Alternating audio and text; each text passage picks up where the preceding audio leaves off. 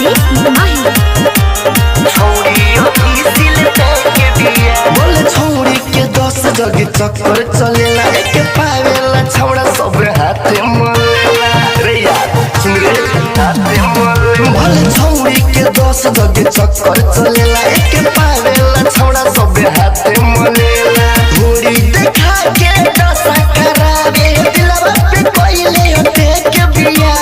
घोड़ी देखा के दशा करावे दिलवा पे कोइले होते के बिया जुआ ओठे पे देवे के लूर नई के होई छौड़ी ऑफिसियल पे के बिया जुआ ओठे पे देवे के लूर नई के होई छौड़ी ऑफिसियल पे के बिया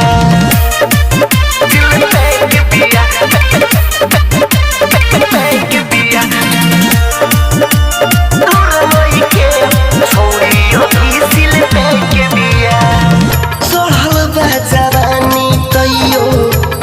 कंट्रोल रे एकरा फील्ड पर सबसे पहिले हम ही करब गोल रे यावा मालिका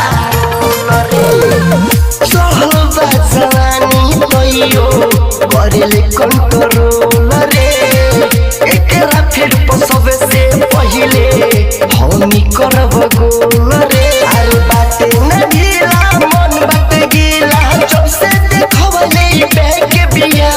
बाटे न ढीला मन बाटे गीला जब से देखवले बैक बिया जुमा ओठे पे देवे के लूर नई के होई छौड़ी ऑफिसियल बैक बिया जुमा ओठे पे देवे के लूर नई के होई छौड़ी ऑफिसियल बैक बिया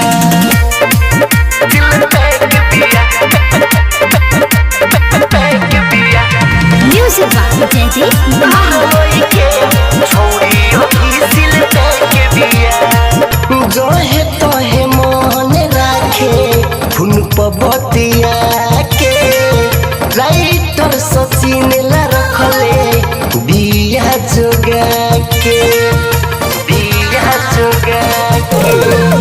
जोहे तोहे मन लगावे फुन पबतिया